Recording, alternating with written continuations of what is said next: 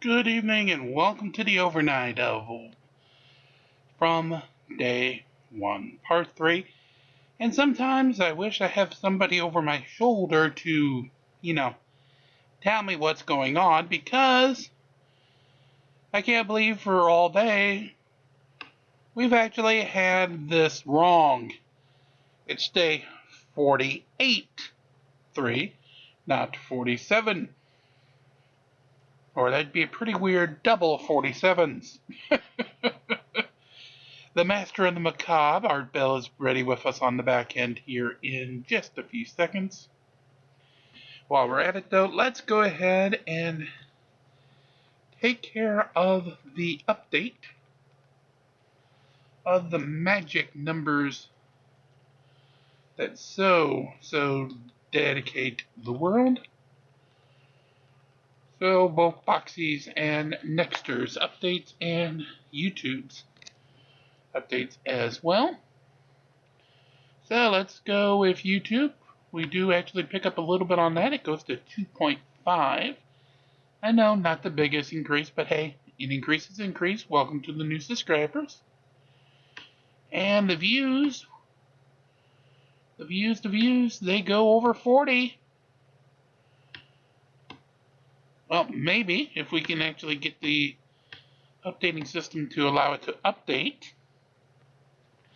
I don't think this would be, revolutionary to get it to go. And of course, technology doesn't like to be, kind. But that magic number is, drum roll please, 41.90%. Yay! Excuse me just one quick second.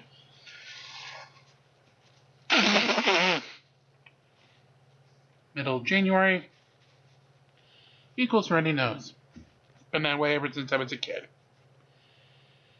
Nothing I can do against that.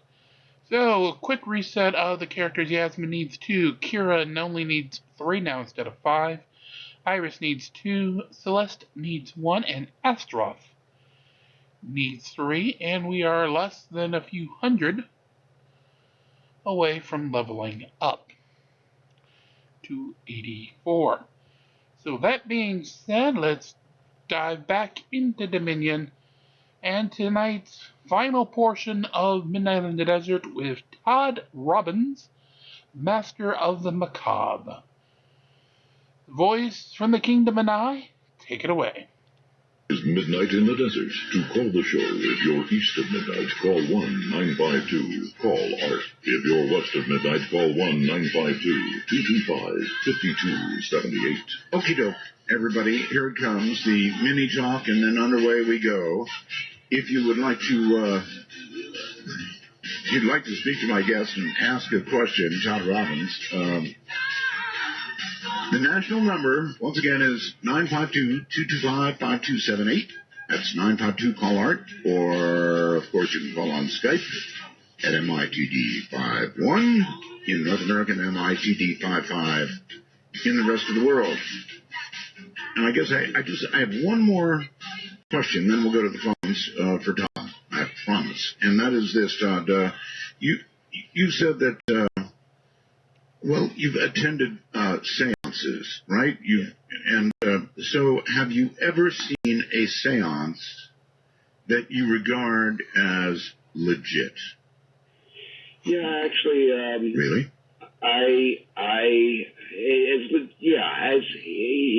It was amazing phenomenon. It was on my 30th birthday. I threw a party.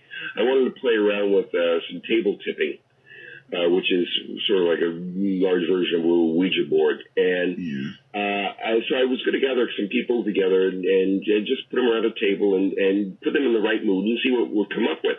And the word got out, and before I knew it, I had 50 people who wanted to come. So I rented a room and set up all these tables, and I just put everyone in the right mood, candlelight, the whole thing, and extinguished the candles one by one as I was telling them what to expect and what could happen. And it was an amazing phenomenon. What people experienced, the tables moved, people saw things, and people had imagery come to them of dead loved ones. And it was a very, very interesting and powerful experience that had no trickery, no deception to it whatsoever, other than what was going on in the hearts and minds of the people there. And people were still talking about it, and that was almost 30 years ago. How do you come out of something real like that without being a very changed person? Oh, I don't think you do come out of it. I think you are changed. That's the great thing about it. It just, again, it ties back to the mystery of what was going on in that room, and I don't really have answers for that. All right. Well, look, I would like to let some people ask questions, so let's do it. You're on the air with Todd Robbins. Hi. Hi. Good evening, Art. I just wanted to say welcome back. We missed you. Thank you. No, you're welcome. And also, I have two questions for Todd. Todd, first of all, I live here in the Bronx, New York. My name is John. And I was just wondering, first of all, where do you appear generally? I mean, do you have shows that you go on regularly in the city?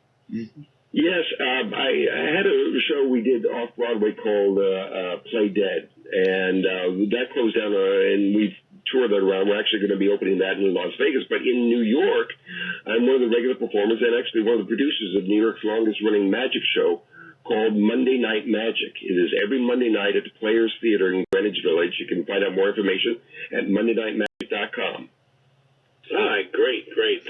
Now, one other thing. I was with the NYPD for about 25 years, and I do agree with what you said regarding people have a macabre part of their, internally, definitely inside them, because I've been to enough accident scenes and everything else where people just want to look and see everything that's going on. They don't care how horrific it looks. But the other question I had for you was basically, do you ever get, just in general, stomach issues in general? Because I know I had food poisoning a few months ago, and, I mean, you're eating glass and you don't get sick from it. Is there anything food poisoning, you think you're going to die. It's that bad. Exactly. I mean, when it's the food poisoning, and I've had, a few strange things happen, but nothing related to the glass, remarkably, because part of it is I have to stay on top of it and keep everything healthy down there as much as possible. So I've been very fortunate. That's great. Well, thanks so much, and keep up the great stuff. I mean, you made me cringe with the chewing on the glass tonight, too, so it's definitely worth it. Totally. But the fact of the matter is, you can do this, and at home you cannot do this. No. Folks, and that's the big one. I always worry, and I'm sure you must too, Todd, that somebody will try it at home, and even though what you do is real, people have to understand that if they try it, well, they do it wrong. Could they die? Yeah, it's similar to watching Nick Walinda walk on a wire across a canyon. If you try that, you're going to die. If you watch someone do a triple somersault, if you go, or any dangerous stunt, it is a stunt that I know how to do. And if you try it, you could end up hurting yourself severely. Well, I do appreciate the fact that what you do, which you call sideshow, is real. In other words, it's not trickery, even though it's bizarre, maybe hard to watch, and you'll something you remember for all the rest of your life. It is real, so it's not hokum, it's not baloney. Yeah, you've really done something that has, in some way, probably changed somebody's life. All right, let's go here. I think to Winston-Salem, North Carolina, maybe? Yeah. Hey, Art, this is Eric calling from Clemens, North Carolina. Okay. Just bedroom community comes off that exchange. Listen to you on my TuneIn radio app. And I'd like to say good evening to my friends at the Midnight Fans Forum. They're all chatting away right now. That's the way to do a plug. By the way, if I may, please, as you listened to that light bulb being eaten here on the air, how did it hit you? Like I'm pretty good at visualizing. I could actually see him Yeah, it made me cringe. Yeah, okay. All right. So even on the radio, I was wondering, I thought bad enough to actually see it, but to hear it, well, now I realize that's also bad. Anyway, go ahead. Yeah. Oh, I had married into a showbiz family. My wife's grandfather was a past president of the International Brotherhood of Magicians, Charles Roscam. And one of my best friends growing up was a guy who traveled with the Amazing Keith and Jeannie, and they were actually one of the top 10 traveling magic acts. And as I got to know him, he would never tell me how the trick was done, but if I figured it out, he'd say, yeah, you're kind of close. And it just occurred to me that even if you know how it's done, it's still magic. Yeah, but again, I want to draw the line. This is not magic, meaning there's no trick here. Yeah, this is like a total, like the blockhead, like the really blockhead act, and the geek and all that. Yeah, the real physical thing meant to make you cringe. Yeah, I have a lot of respect for what he does, because that's a whole art form in its own right. Did you appear for the guest? Did you appear in an episode of X-Files years ago as a blockhead? No, that was my friend Jim Rose. Okay. Who had a troupe that performed the Jim Rose Circus Sideshow. They performed the Lollapalooza tour and opened for rock and roll bands. Yeah. I think they did Ozfest. Yeah. Years ago. Mm-hmm. There was Ozfest. That's where they did it down in Charlotte. You'll find sideshow in rock and roll venues these days more often than not. They're often paired with burlesque performers and things like that. But that's usually where you'll find sideshow troops. Well, there was so many attractions. I'll put it that way. Attractions just walking around the general crowd. It was. Yeah, I've got some piercings and some illustrations, but I saw some walking around Ozfest that I didn't have to pay admission to the. It's true. It's a challenge to put people on stage that are stranger than the ones that are watching it. Yeah, I can imagine. All right, I forgot to give out a number, by the way. We do have a first-time caller line. I'm trying to give that out now every show. So if you're a first-time caller to the show, it's area code 775-285-5800. 775-285-5800. And if you can't get through there, you can try area code 575-208-7787. I've got a lot of lines. I might as well make use of them. Let's go to, I think, West Virginia. Howdy. Hi, this is Kevin. I have a real quick story to share, and then a question for you guys. That's all right? Go ahead. This is back whenever I was about 10 years old. We were at a party for a friend, and my cousin was with me. He was about 19, and they had a magician doing card tricks, standard pick a card, that kind of stuff. And I don't know, whenever he came to us, he didn't have us pick a card. He just kind of said, think about a card, right? So I thought, I'll pick something weird, like, 4 spades, something not very common, not ace of spades or whatever. I didn't know what my cousin picked, and, he shuffled and he's talking, and, going through all that, and then he hands us each a card, and he says, turn them over at the same time. I turn mine over, and it's, it's the card I thought of, and my cousin, when I see his, I'm just thinking, like, that can't be real, because it was the information card that they handed out on, like, the bicycle decks. It was a little alphabet, and I thought that was just bizarre, and I can't think of how that could have been a trick. We never touched the card. You never asked us anything besides think of a card. And my question is, have you ever encountered something like that where you can't even conceive of a trick? Like, it just has to be something weird. Yeah. There's a card guy in Sweden named Leonard Green who worked as a night watchman, as a doctor, and he worked as a night watchman in an insane asylum, and would be there all night long with all the patients having been medicated.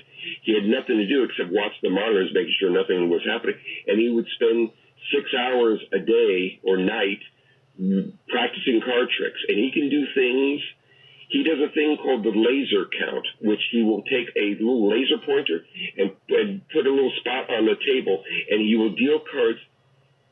He will deal cards into the that little spot, and they will vanish right before your eyes. It's the most amazing thing I've ever seen. That sounds like somebody in distress. Is that? Yeah, well, my 7-year-old just woke up. Ah. He'll be fine. All right. All right. Let's go outside the country to Daniel.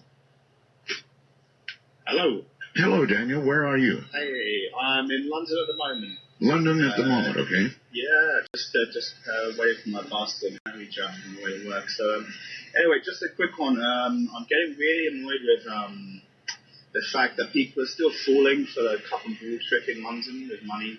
So I was just wondering if you knew any way, like, to psychologically kind of trick them into losing. Yeah, you can't win those kind of con games because it looks like one guy doing it, but chances are there's a whole crew. So that even if you know what they're doing and you pick the right key, you find where the key is under the shell, chances are you're going to walk, if you do walk away with money, you're going to walk around the corner and you're going to be roughed up. And they will end up taking your money back because you just can't win at those games.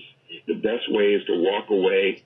It's also tough because you see people playing them and you know they're a scam and you want to enlighten them, but you really can't. You have to be very, very careful because I've seen people try to smarten up people that are playing these games and get punched by the guy who's about to lose his money, saying, I know what I'm doing. Get the hell out of here. Mm-hmm. To get the language there. And so it's a no-win situation. The best thing you can do is, just find a local cop and say, look what's going on, and try to chase them off, and hopefully they'll go away. That's exactly, pretty much what most people do. One of my great entertainers at the moment is Darren Brown, and I was just wondering what you thought of some of his stuff at the moment. Well, I like Darren. Darren's a wonderful entertainer, and by the way, in his current show, he's eating glass, and you'll never guess who taught him how to do that. You did. Yeah. Because Darren has done it in the past on a little one-off basis, but on a regular basis in the show. So we had another lovely Skype session in which we talked about all that goes into it. And he's a wonderful, wonderful guy, wonderful performer, and just a great fellow. So does it take a long time, caller, thank you, to learn how to safely, if there is such a word, even eat glass? It was something I kind of worked up. It was a step-by-step thing. Again, I'm not instructing anyone how to do this, but I kind of got used to biting a little piece of glass, chewing it up, and then spitting it out, and then eventually working up, becoming more aware of what was going on, and then going into the swallowing of the glass. So it took a little while, but it really, once you learn how to do it, you just do it. It's not like sword swallowing takes a long time to learn because you have to really train your body to and have proper alignment, and all that takes a great deal of training. Well, you said that you can put pressure on, more pressure than you think, on skin, but when you're swallowing a sword, you are sliding by skin with something sharp, right? Well, the thing about it is the swords usually are not sharp, but they are solid. Yeah. And you have to overcome the gag reflex, and you have to have proper alignment and just know what you're doing because there's so many things you can puncture down there. It is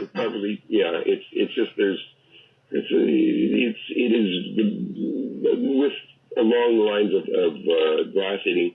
It is the most dangerous thing to do. The thing about it is that if you do it and you're having trouble, you can stop. Whereas once you swallow the glass, you don't have that option any longer. Well, that's true. Yeah, there's a rumor that Anton LaVey, founder of the Church of Satan, and I've had somebody on from that church, sent you a fan letter? Yeah, I did a instructional video. There was so much bad information out there about sideshow stunts. Yes. Many years ago, I did a video clearing up some of the misconceptions and instructing some of the simpler of the sideshow skills, and also giving a little background about the history and all that. And I was approached by a guy who wanted to do, had some questions about sideshow stunts that I had originated, and he was asking permission to do it. And he said, can I do anything in trade? I'm a performer. I really haven't originated anything, but maybe there's something else in my life that I can be of benefit to you. And I do this. I run a haunted house, and I'm also a deacon in the regional director of the Church of Satan. And I go, stop right there. Yeah, stop and right I there. said, really? And he goes, yeah. And so, by the way, Dr. LeVay is a big fan of yours. I go, what? He said, I visit him every year, and I always like to bring him a little gift. And last year, I gave him your video, and he watched it, and it reminded him of his days working in the carnival because he had that background. And he liked it so much, he sent me this lovely note. I said, can I get that? I'm sure. And it was thanking him and saying lovely things about what I did and how much he admired it and how much it reminded him of the days of his youth when he worked in the carnival. Maybe he liked, I don't know how to put this, the mood that you put people in as they watched you devour laughs. Mm-hmm. That might be part of it. People that work in the carnival and sideshows and place like that, there's a little phrase called with it, which means you're with it, for it, and never against it. And once you get involved, it's very much like being in the military. Anyone who's ever been in the military, whether they're World War II or any of the other conflicts, or even if they never went to war, there's a bond. Of course, all people in the military, and it's the same thing with the carnival. That once you are of that community, you always have a bond with anyone else that is part of that. So I think he saw that in me, and it reminded him of his days, and there was that. And I had an invitation to meet him, but I didn't get a chance to get out to San Francisco in time, and he had passed away. Oh, all right. Let's go to El Segundo. Is that right? Ah, yes. Lavish El Segundo. Hello? El Segundo, hello? Going once, going twice, gone with the wind. Wilmington, North Carolina, your turn. Hello, Marcel? Yes. All right. I've listened to you for a long time, listened to the other show, but I never called before. Yes, sir. Let me give a shout-out to the End of the Internet website. I'm user Philip TV. The End of the Internet website? Yeah, the secret website. Okay. And the guest was talking about like how he swallows glass and gets it to his throat, but coming to the other end, do you have a technique for that, or don't you worry about getting cut or something, or what do you do?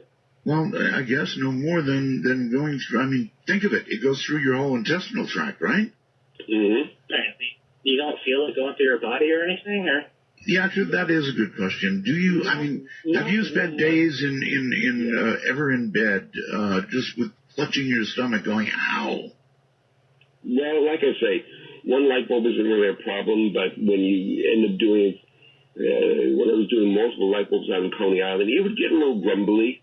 It would get a little there'd be a little irritation, but, it's just it's bumping around down there, and there's a lot of it.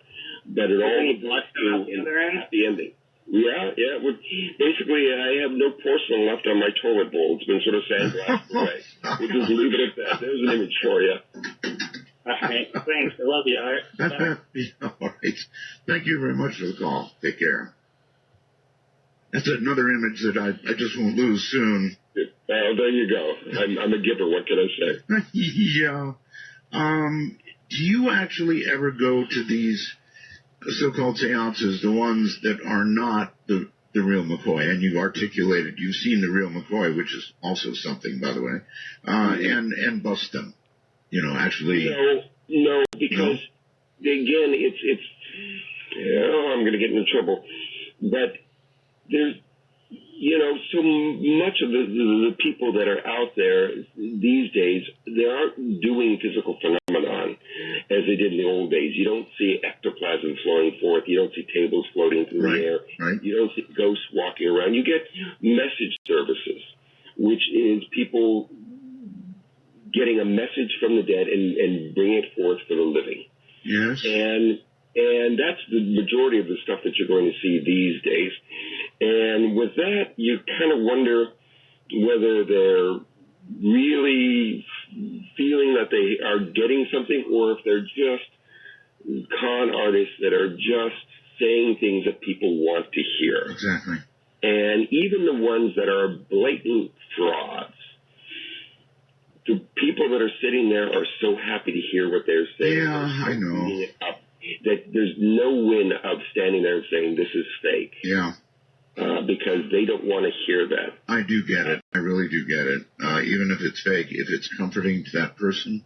Yeah, that's what they want. And that's the essence of con artistry, is that you have to understand not only what people will believe, but what they want to believe. And then feed that to them, and that's where you can make a profit. Yes, sir. I get it. Let's go to Honolulu, Hawaii. Hello. Hi, Art. Hi. This is Misa from Dino's group, Art Bell Into the Night. Welcome to the program. I'm really enjoying this show. And Mr. Robbins, I wanted to know, I freak out just swallowing a fish bone. And here you are chewing all these glass bits and whatnot.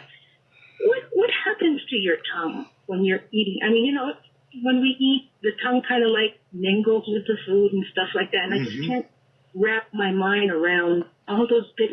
How do you not get it shredded? Well, that's the great thing about it, is the tongue is very, very rubbery. And, one little piece of glass can actually get lodged. But the irony of it is that when you have a big pile of glass on your tongue, it kind of holds together in such a way that it doesn't cut up the surface there, because there's enough give to it. And then when I drink the water, I wash it all down, and it all flushes very quickly, and so that causes there's no real problem there. Wow, I'll never see the tongue the same again.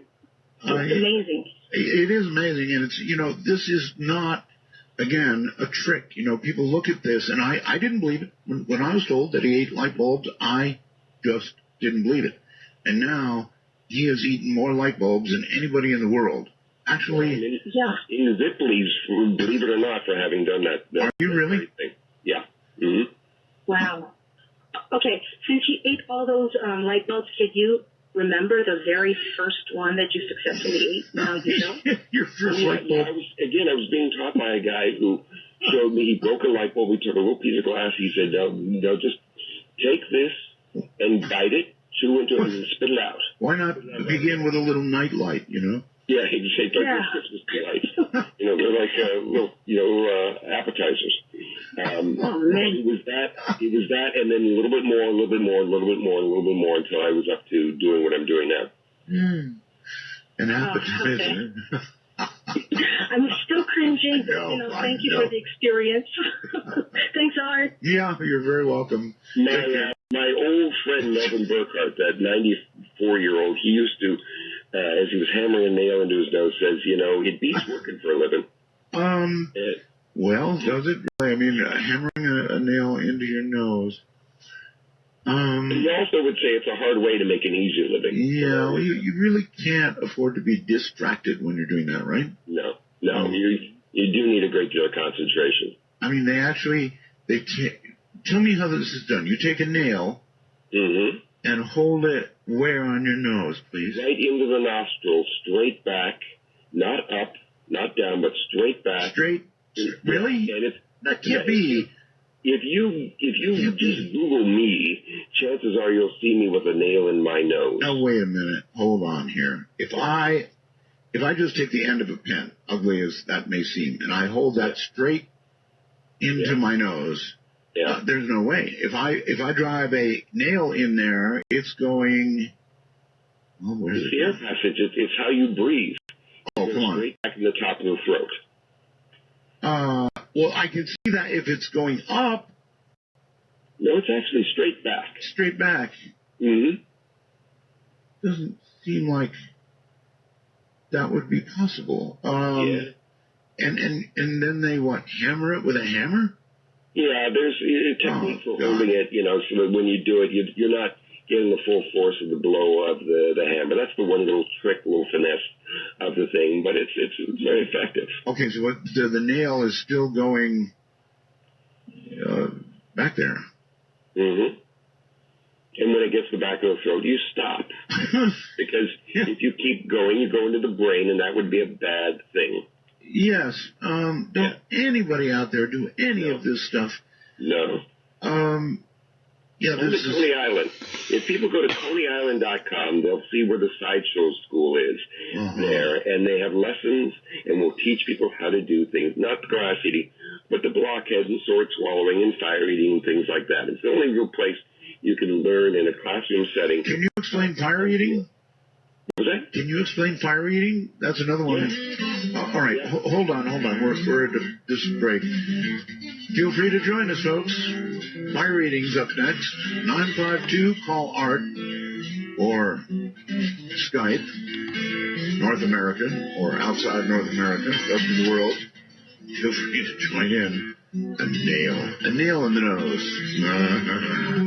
Not for me. We'll be back, of course, as soon as the music does subside. Fire eating, as Art said, is up next. As we work on the last 10 tower levels.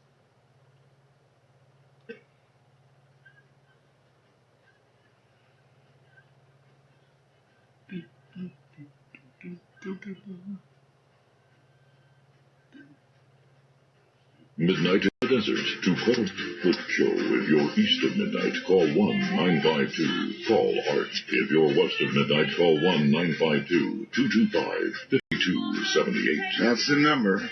Either way. Todd Robbins is my guest. He, among other things, eats light bulbs. Lots and lots and lots of light bulbs. And let me give out the other numbers. Our first-time caller line, if you would like to avail yourself of that, if you've never called the show, area code 775-285-5800.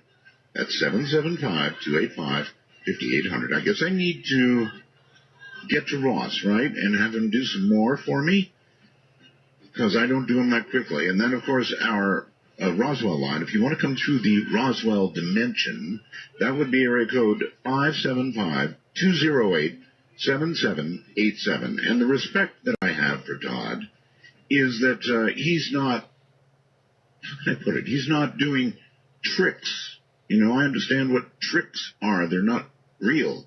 What Todd does is real. It's kind of like, I guess, Ripley's Believe It or Not. As a matter of fact, he said he was in Ripley's Believe It or Not. And Todd, I am a big fan of con movies. There is the short con, there is the long con. These people doing short cons frequently get beat up, right? Yeah, you have to be very careful when doing that kind of thing. That the great con artists, and I use great not really as admiration, but as just fascination.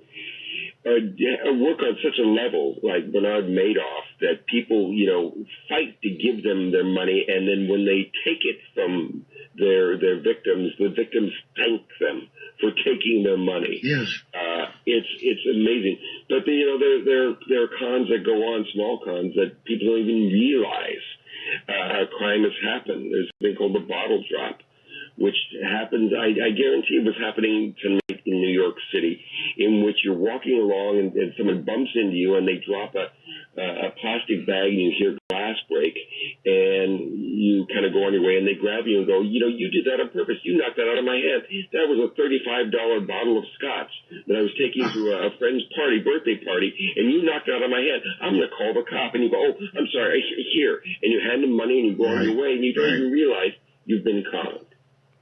Right. Well, today they're updating it to things like, "Hi, I'm from Microsoft, and you know, the last time your computer booted up, we noticed that you had a terrible virus." And then this comes from India, by the way, Todd. Yeah. And by the time they're done with you, you do have a virus if you follow their instructions. It's no longer your computer. That's right. It's their computer. They actually own it until you pay up. It's horrible. Absolutely horrible. And people fall for it every day. Hello there. You're on there with Todd Robbins. Hey, Todd. How you doing? Have you ever come across anything like this? I've seen like videos on demonic magic where, I don't know if you've seen Zendra's videos on YouTube where these guys are doing magic that just can't be explained. Demonic magic?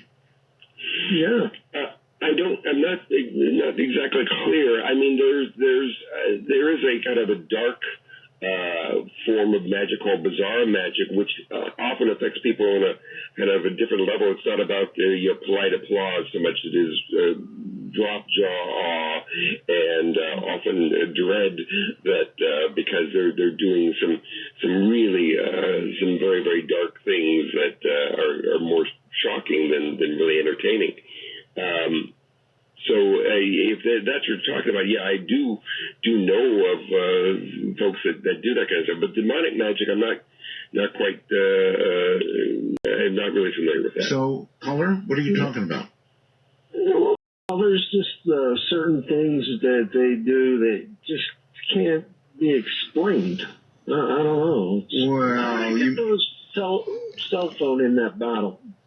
Okay, well, yeah, I mean, that's a darn good trick. Let's put it that way. And there's some really creative minds in magic, some young guys that are taking things like cell phones and bottles, because everyone has a bottle of water, and will do things where it is amazing, because that's their job. But it is, at the end of the day, they're not affecting anyone's worldview on this. It is for entertainment purposes. Mm-hmm. Now, when you eat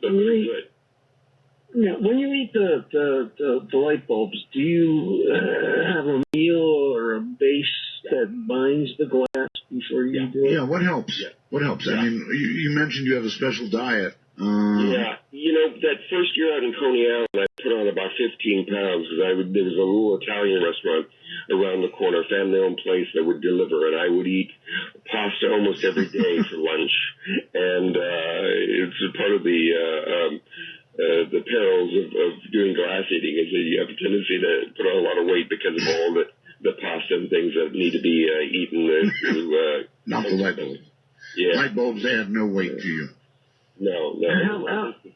Roughage. How about neon bulbs? Yeah, you have to be careful with like fluorescent bulbs like you find in offices and things like that, because the gas inside there is toxic. So it's the same brass as you'll find in incandescent, except that it's filled with that toxic, noxious gas. So you have to break it and then kind of let it air out before you bite into it. A couple of times I've done that. Does that help you, Colin? Yeah. I had a guy ate a light bulb once, but it was lit. You ever do lit bulbs? No, because chances are, as soon as you bite into it, it's going to go out. But you still have electricity flowing through there, and it can be a little. I like to make it shocking for the audience, not shocking for me. Okay, I'll tell you a story. Todd. Okay. And this is the truth. When I was pretty young, after I got out of the Air Force, I went to work for a while as an electrician's apprentice. Mm-hmm. And I worked for this older guy, and I swear what I'm about to tell you is true. He was kind of a crusty old guy, and he could take 2 fingers, lick them, and put them across 110 volts and tell me, okay, that's 110, lick them again, put it on the next one, that's the 220. Yeah. He could do that. And I said, this may not be the right career for me. And he said he could do it with 440 as well, and that's just creepy. Yeah, I've known a couple of electricians, older guys, and there is an old act in the sideshow called the Electric Girl Act. And you sit someone in a chair and you use a high frequency generator. It's high voltage but low amp. Right. And it causes skin effect, and you can light up neon tubes in the hands and sparks from the fingertips and stuff like that. And I often would bring someone up from the audience and have and they would, someone would hold a coin, he'd touch it, and he'd get a big shock. And I got one guy up and he just held it there, and it was arcing like crazy in his finger. And I turned to him, I said, "You're an electrician, aren't you?" And he goes, "Yep." Okay. Well, this coming up here, yeah. Okay. The thing about what this guy could do, though, Todd, is that it wasn't low current. Yeah, I know. This is really high current stuff. Now, he's smart enough not to be taking it across his heart. You can right finger, left finger, then you're probably dead because it's going across your heart. But he could do it with two fingers, something I would never even think about, not in a million years. Yeah, it amazes me. They know enough about how to be grounded and everything, so that the shock that guy was getting would probably knock most people back on their butts. But it was. I know. He could take it, and he knew from the level of the sensation of how strong that current was. Yeah, that's right. Anyway, it turned me away from the whole idea of becoming an electrician. He said, "You'll get to where you can do that. It's a lot easier than carrying around a voltmeter." I went, I don't know. I like voltmeters. Yeah. All right. Ithaca, New York, I think you're on with Todd Robbins. Hi. Yes. Hi, Art. How you doing? I'm doing pretty well. Okay, go on, Art. Well, everybody asks me how I'm doing. So a little arthritis, the back is sore. Anyway, go ahead. Okay, Todd, I'm curious about something about history that maybe you know. That sometime in the early 60s, there was a gentleman who had a kiosk on the sidewalk, not too far from Nathan's, but near Mermaid Avenue. Mm-hmm. And he would do magic tricks from there, and people would queue up and watch the tricks in the queue, but then eventually get to participate in one trick when their turn came. And this magician had an assistant who was a little songbird, not a parrot, but a little songbird. I don't know what kind. And this parrot would deliver props from shelves to the magician or people in the audience who were participating in the trick, and then would return the props to the shelf again when the trick was over. And sometimes the bird would pick a card out of a hand of cards to generate a random number used in the trick. And I'm wondering if you knew anything about this man or this bird, or what kind of bird it was, or the name of them. I've heard about this performer, and I don't know who it was. I'm sorry to say, but I have heard about this. I also heard that they would also do fortune telling. That you would write a question, the bird would go and then bring back an answer for the question that you asked. And there are a number of people who have trained bird acts like that, and it takes a great deal of patience. But when it's done and done right. I have an old friend who's an English ringmaster named Norman Barrett, who has basically, it's like a dog act, what you'd see except it's with budgies, it's with parakeets. And it's just amazing what he's gotten them to do just by, training them and spending endless hours. So I don't know who that was offhand. Do you know what kind of bird it was? It could have been a cockatiel. So this is not a parrot. This was like a regular songbird. Oh, okay. Finches are pretty good, pretty smart in regard to you can train them, but I don't. I couldn't say offhand. We did a show, as I mentioned, Play Dead, and it's a ghost stories and stuff like that, and we're going to be doing it in Las Vegas, opening up sometime in the next year. Really? And they want to expand a little bit, so we're talking with a guy who wants to train a vulture to do basically that same kind of act behind the bar, so that when a guy needs some sort of thing, the vulture will jump down and bring him along the bar whatever he needs, and then we'll jump back to its perch. So we'll see if that ends up being a reality or not. Yeah, that's pretty cool, actually. Yeah. If it is again, it's a trick, though, right? It's just, animal behavior. Just animal behavior. Yeah, just, spending countless hours of, you have to you find what the animal does and does well and what the animal likes to do, and then mold that into some sort of a trick so it can be done on cue. Interesting. And then I guess if you lose your animal, you lose your act, right? Yeah, but the good thing about it is as an animal is getting older, you usually bring in a younger animal, and that animal will watch the other animal work. And emulate it? And emulate it, yeah. Interesting. So, where are you going to be? You said you're going to be in Las Vegas when?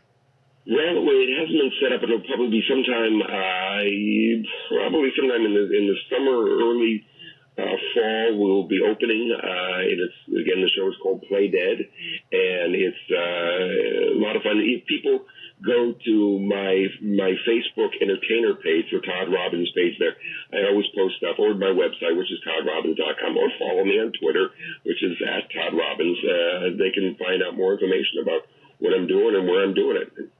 Okay. I can try and answer a Skype call here, but a microphone is on mute. So, Skype caller, if you want to say something, you're going to have to unmute your microphone. Go right down to the lower right-hand side of your taskbar, and there'll be a little speaker-like looking thing there, and you can unmute it and talk. Otherwise, we're not going to be able to take your call. Giving you 5 seconds. 4, 3, 2, 1. Forget it. Not going to work. So Todd, you're going to be in Vegas. You're doing television. You're still doing Nightmares on Investigation Discovery. And I want to ask about this. How do you like television? Doing TV? Is it fun to do? Because I did TV, and I must say, I didn't much like it. Everything was hurry up and get it done, that sort of thing.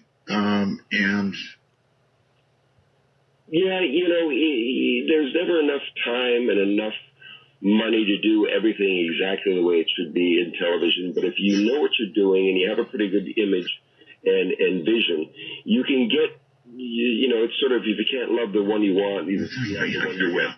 All right, somebody else on Skype. Hello. Hey, Art. It's Michael from New Jersey. How you doing tonight? Doing fine, Michael. What's up? I had a couple of questions for your guest. Yes.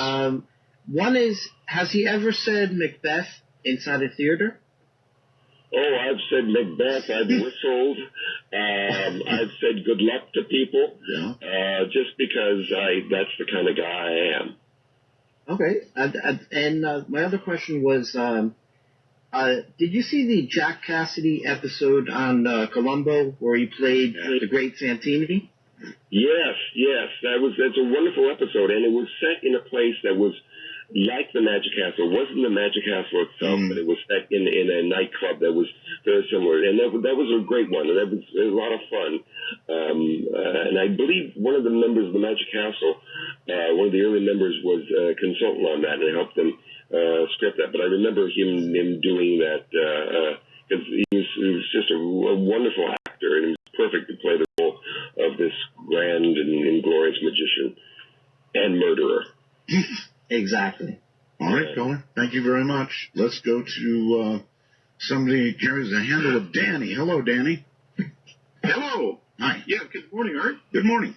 Yeah, I wanted to ask about the magic in his show and how much magic is in there. And I'm sure he's a very physical person, but there must be an element of magic in his show. Nobody could do a show with like that without a certain element of there must be some magic there. Okay. When you say magic, do you mean magic tricks or do you mean magic? What are you talking about? No, I mean there's a certain element that all humans understand. There's a certain element of things we don't understand and things we can learn. And that's exactly what I mean. Okay.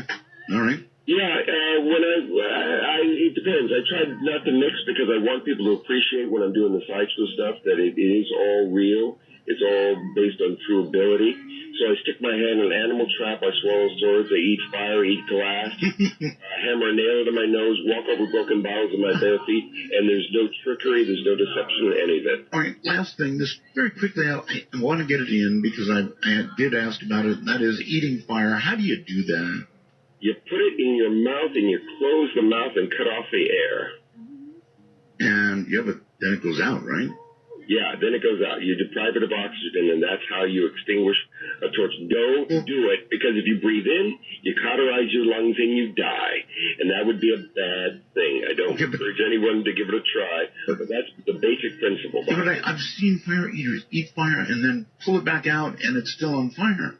Yeah, there's a lot of finesse that you can do in terms of retaining the flame in the mouth, spitting fire. There's all sorts of things, but the basic extinguishing a flame in your mouth is about closing the mouth, cutting off the oxygen, and the fire goes out. All right. And there's enough moisture in your mouth to keep the mouth from being barbecued for a few seconds.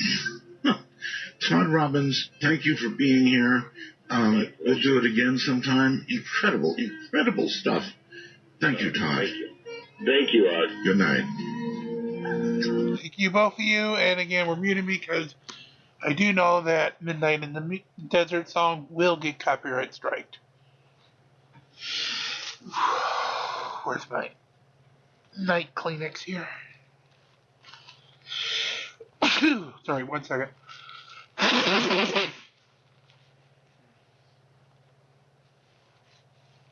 Alrighty. So tonight's Guild War, Hikari taking on the New World. Hikari does have the early lead, 662 playing 500. However, as the old saying goes, everything is not as it seems, because if we take a look, Hikari only has 7 moves left. One from Rikyū, Titans of 191, Heroes of 230. 2 left from Heat, Titans of 121, Heroes of 206. 1 from Phil, Titans of 121, Heroes of 183. And there's the last 2 of them. 2 from Octave Key, 122, 162, and Team 136. Titans of only 78. Hell, my Titans are just about that point. Heroes of 115. So they have 7 moves. And for all their moves they burned, they've scored 662 points. The good guys over at the New World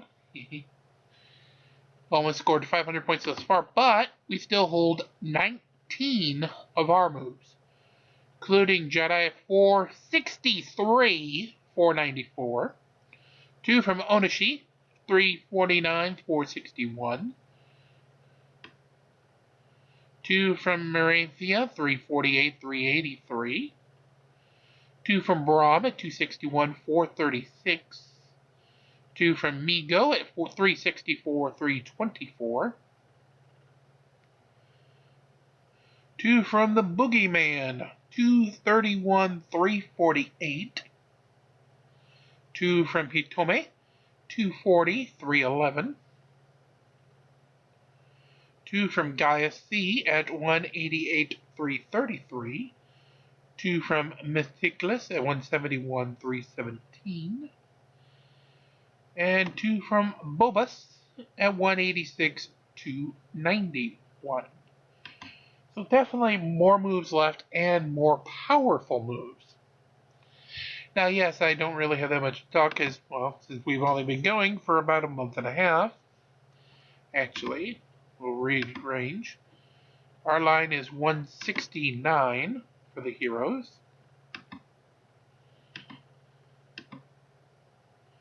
And just shy of 78 on the Titans.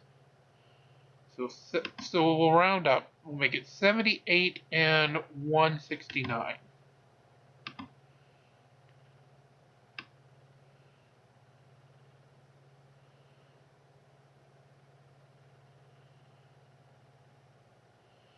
not even in the top 20 hero-wise, and I doubt not even top 20 Titan-wise. But if we compare it to the opponents, the Hikari,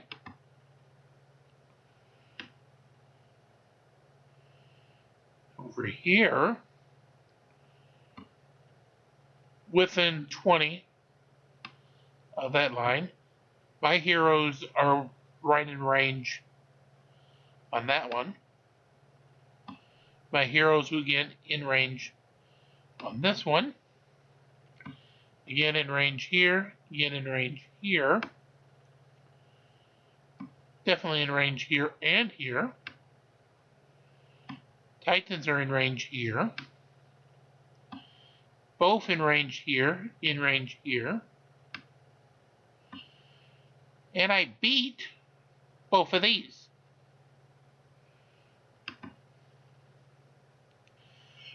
So I think the New World is definitely very well off, especially when the bottom side of the New World still can manage to be a valid top 20 of the competitors. So we have just a couple last things we're going to touch on here today. First of all, we're going to head on up and take care of tonight's Titan, well, this night/morning's Titan Valley arrangement. Not to be confused with Hidden Valley, a good ranch. Again, not sponsored, but you know, Hidden Valley if you wish, call me.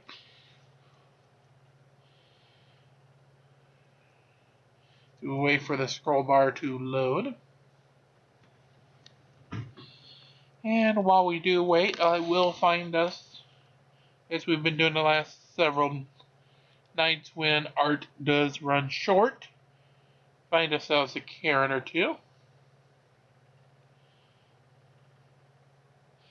Alright, I know it's been a month ago, but this just looks interesting. Christmas edition of Karen's. Okay, this ought to be good. Oh, this ought to be good. Christmas Karen's. Okay, if you say so, let's see. She just put on a Santa hat. Bridget, let's end this emergency. I don't want a lot for Christmas, just body autonomy. I don't care about the variants because of natural immunity. I just want my freedom now. The Constitution will show us how. Make my dreams come true. And the state of emergency and acknowledge early treatment.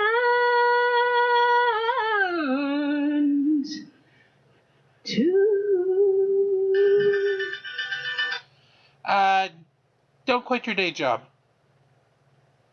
Oh no, she's still gonna go? Oh god. Just phosphate and hydroxychloroquine, vitamin C and vitamin D, then the zinc and quercetin. I won't wear a useless mask. I don't need to stay at home, and my kids should go to school. We don't need to be alone. I just want my freedom now. The Constitution will show us how.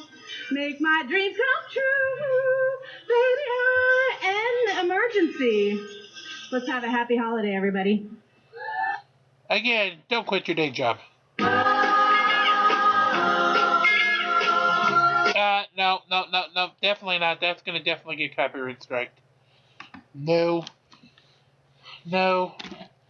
And again, I thought the last person was singing bad. This one's doing worse. Believe it or not. Yeah, I know, I can't believe it either, but yeah, she is. Okay. No. But it's the Santa drinking game. 50 Santas all punching everyone else. Stinking. Oh! Slamming against a couple cars. Couple trucks.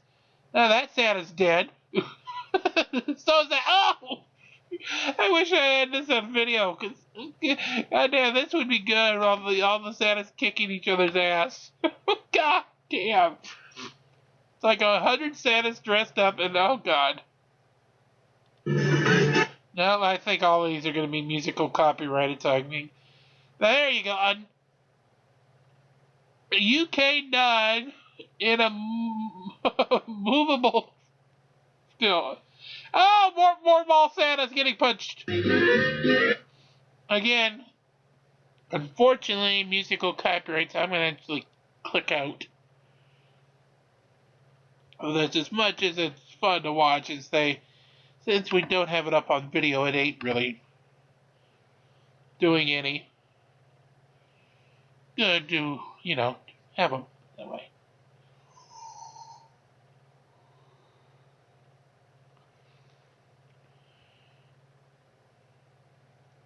So there's stage 2 of the cross server, Tournament of the Lay Elements. Off to stage 3.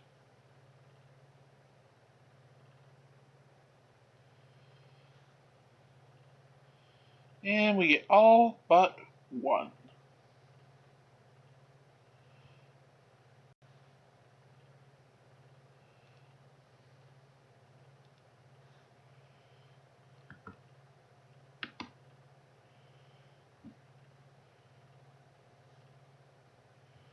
Well, with that, normally I would bring you to a close for this day, but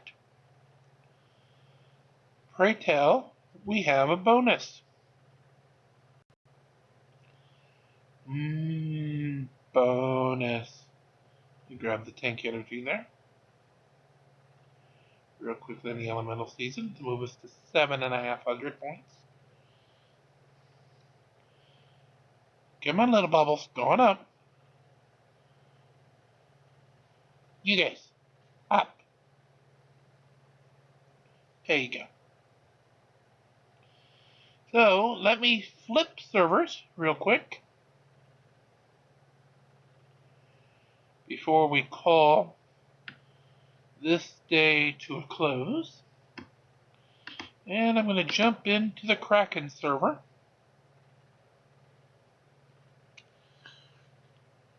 And note, you can also get a hold of me by sending me an in-game message if you want on either of the servers, 87, Wrath of the Valkyries. That's where the From Day 1 account actually resides. Or server 48, the Iron Depths. And that's where my Kraken's account resides. I will answer from either. Well, let's try another Karen real quick. Just in case. Karen resists getting arrested at a diner. What I have for a title on this. I know what's going on. She smells a pig. Hey, I need your corporal up here at Rowdy. I got one of your pigs over here trying to touch my nose. Get up here now. He's gonna give me bruises. Come on now. He needs to be arrested. He's trying to touch my nose. She's protected under federal law. Come on. Quit touching me. Dude, all day, baby. I feel bad for the cop. I do. That's what I said. All the regular people like, I feel bad for him. He's walking back and forth. Thank you, bro. Just so you do know, in the South, a lot of rallies, kind of like burger chain restaurants, are connected to a gas station. So she's walking in and out of the aisles of the gas station convenience store while the cop is just trying to track her down so she can arrest him. You're a bro. You ain't no bro.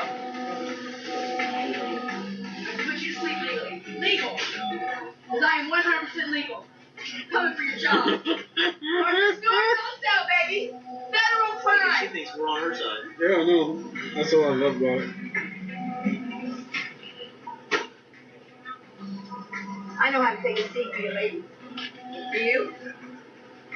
Good dog.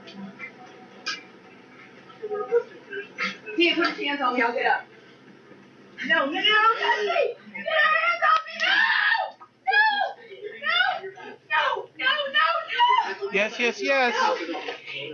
get his hands off me now! Get your fucking hands! Get your you just have a resisting arrest charge, dear. You kicked an officer.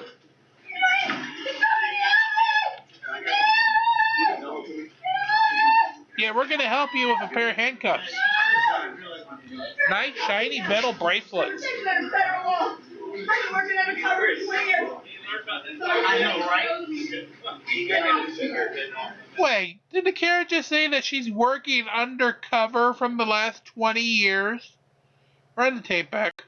I know, right? Hold on, I gotta run the tape back a few more seconds.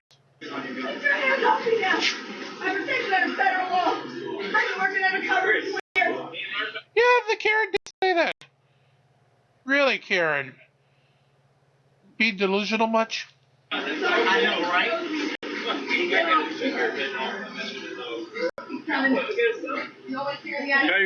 Hey, cowboy, you taking the dog home? I mean, it's a nice dog. Yeah, she seemed friendly. Get this pig off me. Sir, I respect you. Get that motherfucker off me now. No!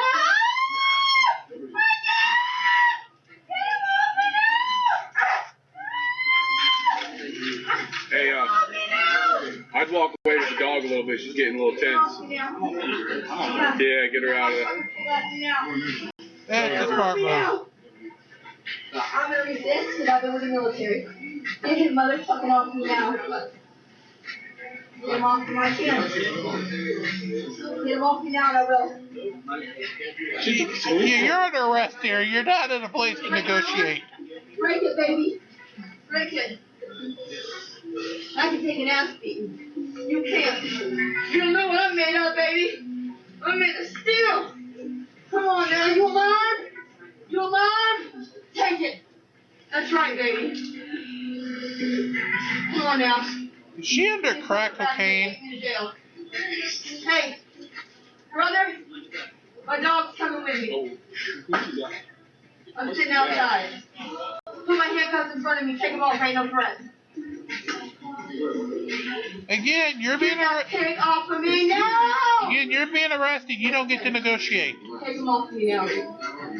All right. Yeah.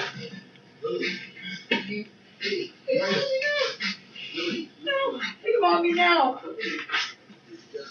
Take them off me now. Right there. 388 on it. Take them off me now. You just violated federal law. You got a seat for him. I talk to Haitian. Get him off me now! No! I'm gonna keep yelling. I'll have a seat for you too, boy. Come on, bro. All right, both of y'all go in jail. Take me out of here now. Get me up.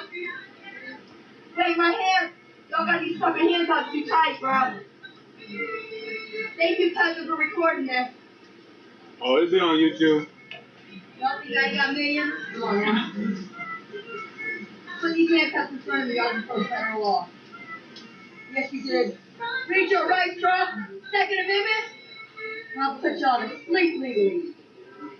Second Amendment is the right to bear arms, not the right to have cuffs put in the front of you, Karen. Julie's just reading to make sure that there wasn't anything specific for me. Take a look at today's Guild War on the Kraken side, currently Silver League. Get him off me now. I work for the military. Wounded Warrior Project. Look at my bag, bro. Get him off me. Yeah, we took it outside. She says drugs, baby. I don't see him getting off me now. No, yes. For the Wounded Warrior program? No, How Smith drugs, huh? I've been recording this since it started. No. Be on the floor till the tank gets here. Zach, get fucking Zach here now! Get him here now! Leave me on the floor. You can't take us. Okay, just a second here. I had taken us over here because I figured I was going to be assigned and I could show you a couple guild battles, as I've now been moved into the Kraken's line to fight for Guild Wars. Unfortunately, it doesn't seem like I've been assigned yet. So unfortunately, that's not going to be a possibility, at least at the moment. So, while I'm here, let's just do a real quick run through of everything just so you can get the feeling of how it is at level 129 compared to the mid-70s. I'm sorry, the early to mid-80s. My apologies. As we are over on the day one, and then we will sign off for the day. Meanwhile, back to the biggest lying, drunk, stoned Karen we have, who wants cuffs put in the front and claims that she's been part of the military only because she's volunteered at least sometime in their past with the Wounded Warrior Project. Steve! Get up off me now! Get the fuck up off me now! Get up off me now! You know who I am. Call it. Y'all don't believe me? Get up off me. How do you think I can take a fucking ass beating? Is you're an idiot, Karen? You leave me on this floor right now. You call Zach and you tell him to get me out of here in the court now. Look up Philip Ditto and Tom Girardi, the my attorneys. Get me out of here now. Y'all just committed federal crimes for jail. You only get a a deal once you're being questioned, Karen. And B, a cop arresting you did not commit a felony crime, federal crime. Sorry, not gonna happen. Don't you think I baited y'all? Come on now, I'm smart. I love to be underestimated. If you love to be underestimated, boy, you're definitely shooting for underestimation here, Karen. Definitely shooting for underestimation. You think I was gonna leave this town without y'all jobs? You ain't been listening? You ain't been fucking paying attention? My dog's in the family, not Barbie. Fucking wake up! I got Narcan in my fucking bag, y'all. I want life next to me. You know what you want? You have Narcan. That means you're a druggie. Oh, you're really helping yourself. Honey! Take me out of these fucking handcuffs. Alright. Zach will be here in a minute. No, come on. Come on, baby. By the way, that Russell was actually a Riley's hamburger employee trying to get by. No, leave me here. And in case you wonder, Rallies and Checkers both are the same thing. They're just different parts of the South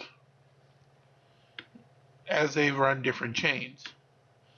Kind of like how Hardee's and Carl's Jr. operates in different parts of the U.S. for their chain. Nope. Get your hands off me now. You already committed a federal crime. You can hold my hand or you get the fuck out. You want to go to jail? Or you want probation? Get out of my face. You want to go to jail or do you want probation? She's yelling this at the cop who has got her handcuffed. Love your family, get the fuck out of my face. You want visitation rights? Huh? Give me a cigarette? Give me a cigarette, get me out of these handcuffs and I'll talk for you. I'll get you a deal if you give me a cigarette. And get me out of these handcuffs. I'll get you a deal if you give me a cigarette and out of handcuffs. Wait, what? You think you're the prosecutor, dear? If it is, man, whatever drug you're on must be even better than I thought it was, and please share with the company. You want to know if you love your family? I'll give you a deal. I will. Give me all these handcuffs, I'll talk. I think we're going through the 7 signs of, deal here. Depression, denial, anger, and now trying to commit a deal. All we need now is, acceptance. Put him in front of me. Well, then give me a cigarette. I might talk to you, but you gonna clean the pig shit out of my farm. Come on, give me up. Give me up, baby. Give me up. You love your family? I love them too. That's why I voted for Trump to get the fuck up out of here. You don't think I know him? Why am I not surprised? I've been to the White House. Take these fucking handcuffs off me. Please note that her White House is a barn that was actually painted white. Not the one at 1600 Pennsylvania Avenue. Look, he's watching this. You don't think they got him on camera? He's watching it. Wait. Is she this delusional that she thinks Donald Trump is watching her being arrested at a Rally's burger chain gas station? Whew, that drug is even better than I thought it was. Right now. You don't believe me? Check my Amazon account. Bruh. Ooh, like that. What up, bro? What's up, boo? I ain't got teeth in my hand. I got a fix. You don't want to treat me like I'm poor? My family got fucking big. Future ex-wife right there, bud. I know fucking whore. I'm dating my fiance. He's my criminal defense attorney. Wait, she's dating her criminal defense attorney. Karen, you do know you can pay for legal representation with money. You don't have to trick yourself out. Now you in the cupboard. Y'all will play. Good night. Be humble, sit down. I'll get a cigarette when he shoots you. Hello, sir. I went out of the contract. Not gonna happen, Karen. You love your family? No. We're gonna hold Tyler and carry her up out of here. We're gonna hold Tyler and carry her up out of here. I'll get to the deal. Listen. I can tell you what's going to happen. Yeah, so can I, Karen. You're gonna go ahead and refuse. They're gonna get a few cops on different sides of you, pick you up like the deadweight idiot that you are. Yes, I'm sorry, I don't have Skeptic around, so I'll do my own thing. And then carry you out like the lump of turd that you actually are in life. That's what's going to happen, Karen. You think I don't know time? Leave me on this floor. Okay, you love your family? I'll cut you a deal.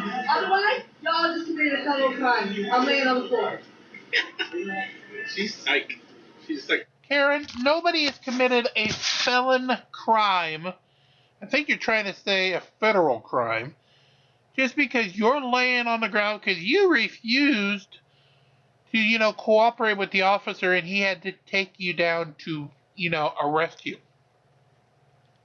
Basically.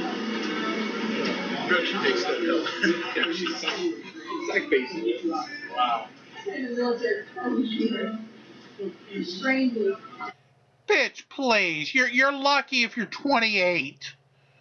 If you've been in the military 20 years, I'm a trillionaire with 8.3 billion people watching this show. Now, since I know for a fact that that's not reality for me, I know for a fact you 28-year-old Karen definitely haven't been in the military for 20 years. Stop stealing other people's valor who actually have been in the military. And stop being a fucking Karen. I think that probably is a pretty good explanation from the peanut gallery that's watching at this rally checkers. Yeah, her drugs probably pretty much on drugs. I don't think she's ever been off drugs. I want you to back. And that Martha Stewart cell was pretty pleasant if you ask me. That's on the way from home. Yep, I'm tough, baby. Come on. You get your hands off me. I'll fucking cut your sleep, baby. Yeah, she just finally got up and then tried to kick the officer in the nuts. Karen, you're just racking up charges at this point, dear. Hun, knock it off. You know me? You want to know me?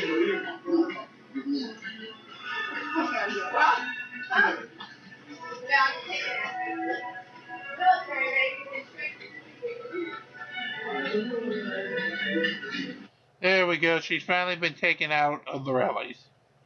Thank God for small miracles.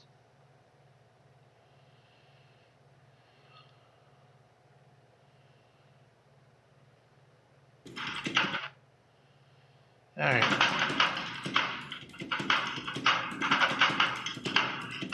I did not expect to go this far, but since we're at a point where I should be able to finish the adventure,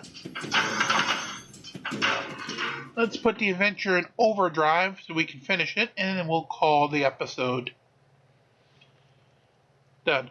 Hey, if anything, we're making up for the shortness of part 1 and part 2 earlier today. Alright, up to 14 we go. We will keep the Karens and that at bay. I think we've done enough of those. We'll just focus on getting the adventure complete.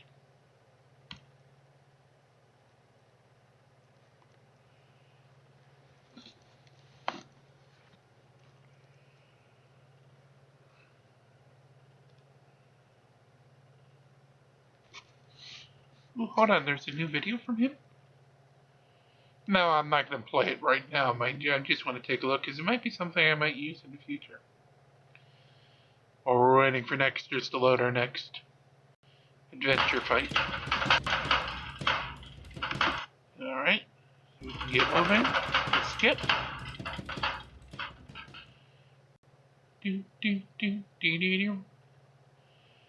On 14 down, now we go down to 24.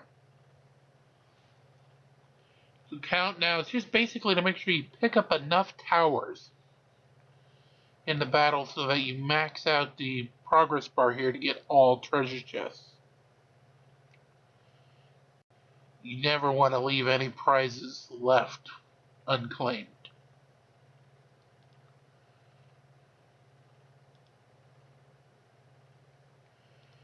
Alright, we're just at about load.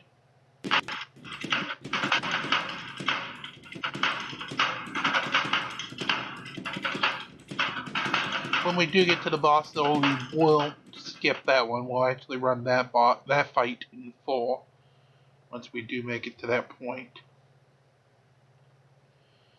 Alright, we get a buff now at 29. Let's increase some physical damage since we already increased magic damage last time. Off to 25 with a Cleave Daddy in front.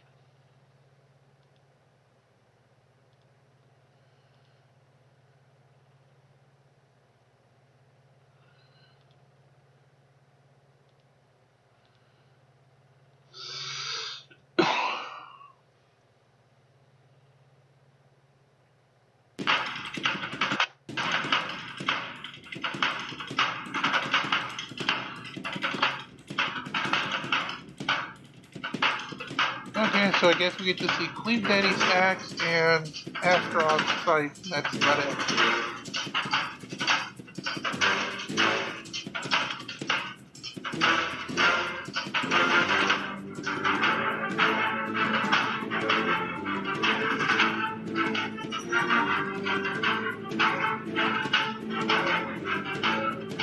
Okay, let's go. I don't know what's going on next year, but finish it up. Okay, so now we head to the top of the tower here. Number 26. Sorry, 36 on number 26. And yet another Cleave Daddy.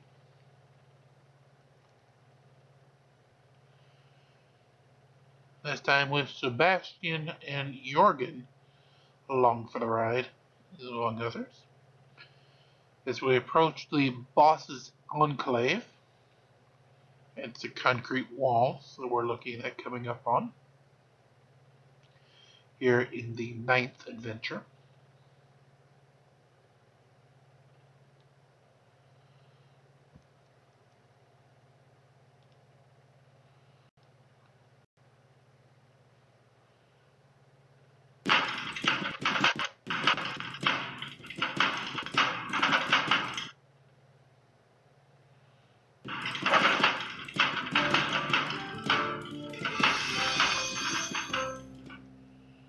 And there is a win for the ends. Alright, so we'll move on here. As you can see, the other two Krakens are set, Team Titan and Lionel.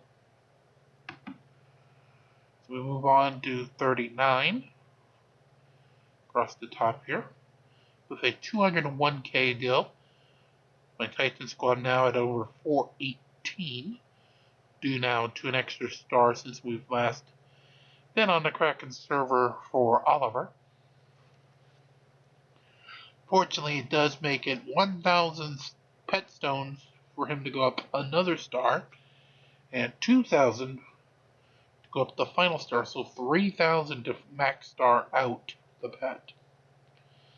And you actually do need a max star out the pet before you can actually start accessing other than the pet food and pet potion and the chaos particles in the pet store. Everything else below requires you to get pet coins, kind of like when you trade in the Titan stones that are already maxed out and the hero stones that are maxed out down at the bottom.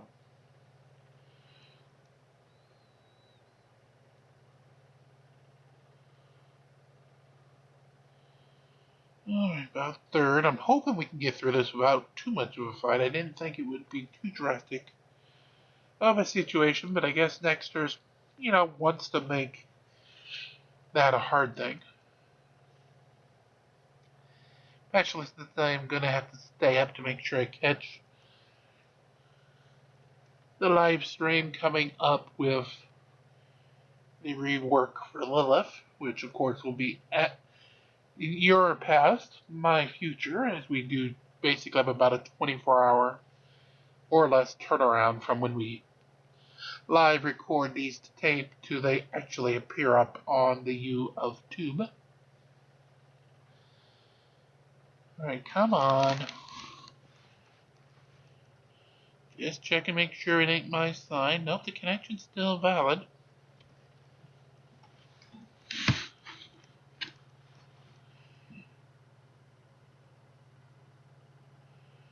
Yeah, we're connected. Alright, the progress bar, I think it heard me, is starting to move, finally. And then, of course, it stops. It heard me, it moved an inch, and it said, okay, I'm Dexter's, I'm taking a beer break. Or actually, since Dexter's is in Russia, would that be a vodka break instead of a beer break? And for those wondering, of course, this game is available on web, Facebook, and app versions both for iOS and Android. And while the web versions are all the same, the app versions, while based off the same thing, usually have different events and a slightly different game mechanic overall.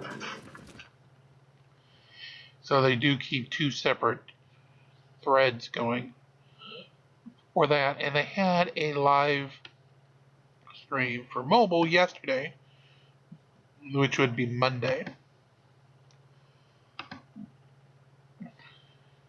And in that live stream, poor boy Daniel, next year's representative, unfortunately decided to make a mistake when talking about Karth, and he called him Clark instead. So K-A-R-K-H in his mind becomes C-L-A-R-K. So of course somebody in my guild here in the Krakens had to make the oh so interesting pun. I'll reveal that pun after the fight.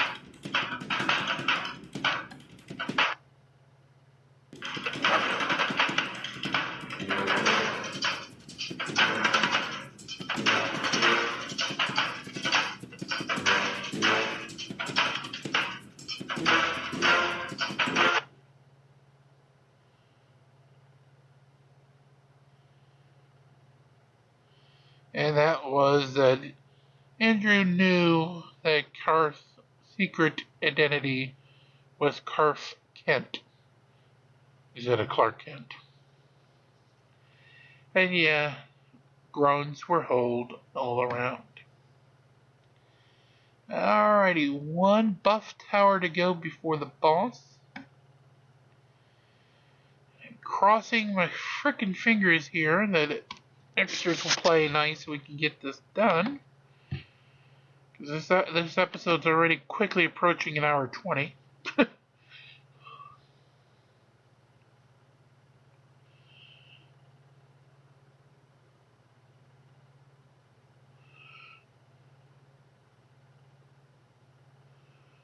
I've been toying with possibly making these episodes a little smaller, not bigger.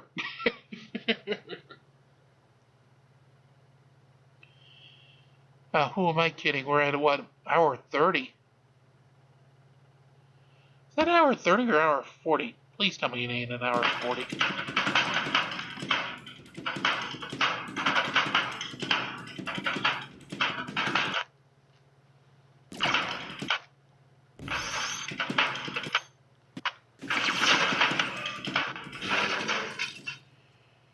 Oh god, I just looked at the clock. It could very easily be an hour 40.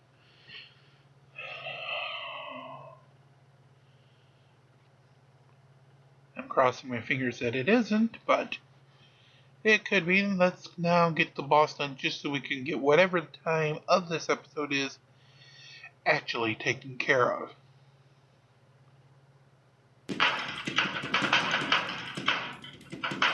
And we will let this fight play out. We won't skip it.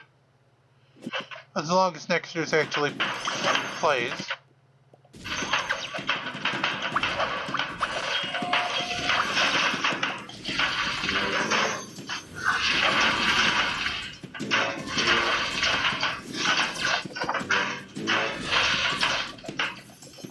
Boss is about a third down.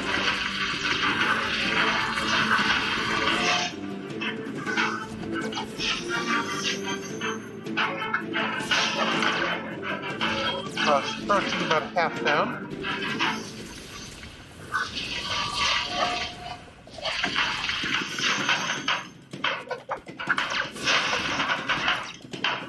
About 3/4.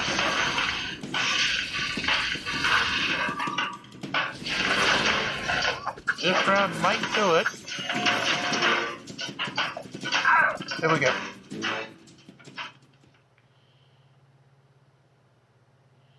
Boss victory, 20 points. That is enough to trigger all chests, so we complete the adventure. Let's take a look and see what's in the prize boxes. Pet food, of course, the first one's always pet potion. And the rest of these can either be eggs, pet potions, or chaos particles until you get to the end. So the second one is eggs, pet potions, and finally this can either be your pet potions, which will be one, and then you either get eggs, chaos particles, or one of the particular pet stones. And we get chaos particles this time around, which is perfectly fine, perfectly doable. Alrighty, so that we do not stay here until the cows come home, let's drop back down just to take a look. Oh, we have a red dot,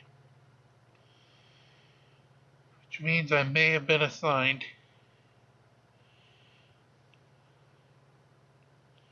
a Guild War position. Oh, I've been assigned 2 Guild War positions. Mage Academy and Lighthouse, both the second.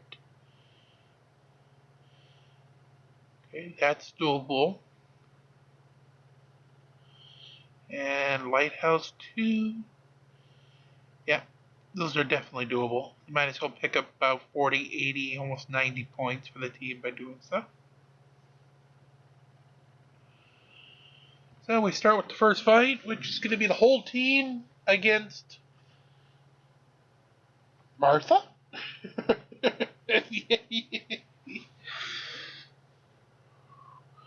Whoever had that fight originally, they done fucked up.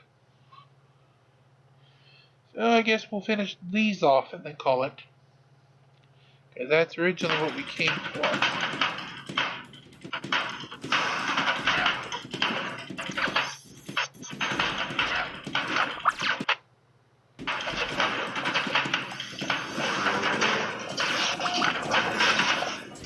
it goes left. So 2 points was left in their health for the team, plus 40 bonus for the capture, so 42 points earned there. Here we have 6 points of health remaining between Astaroth and the crazy girl of Martha. So let's head back to the Guild War Arena. This is our second battle of the day.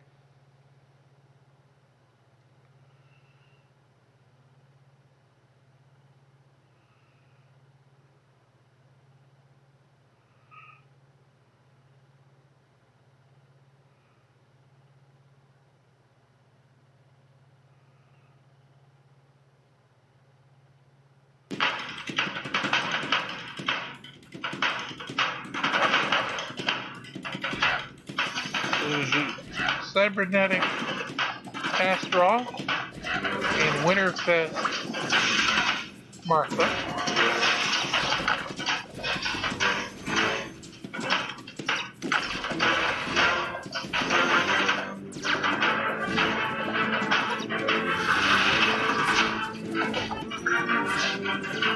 Really, he gets to have class rights again.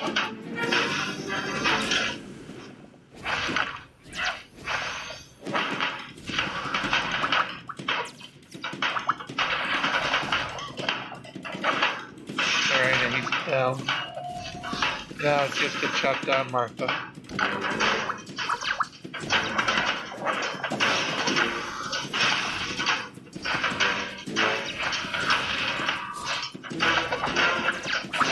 And her turtle is about, yep, okay. And again, we pick up the 6 points there. Oh, the other one hadn't been finished. So we don't get to 40 quite yet there. But it does bring the game a lot closer. It's 240 now, playing one. Oh, I thought it was 169. Playing 109. 21 left for that Russian name. Playing 24 for Krakens. There was a slight number of lead moves remaining, so I'm not feeling that bad there. For our chances, that is. So with that, again, of course, like, share, and subscribe.